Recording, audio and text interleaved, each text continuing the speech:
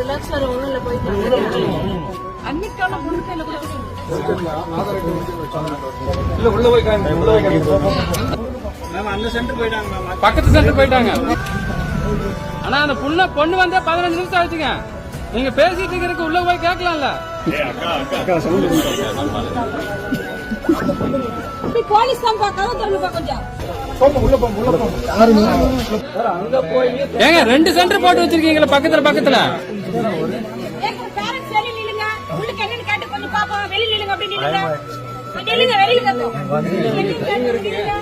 ஏன் வெளிய நிக்க சொல்லிட்டாங்களா?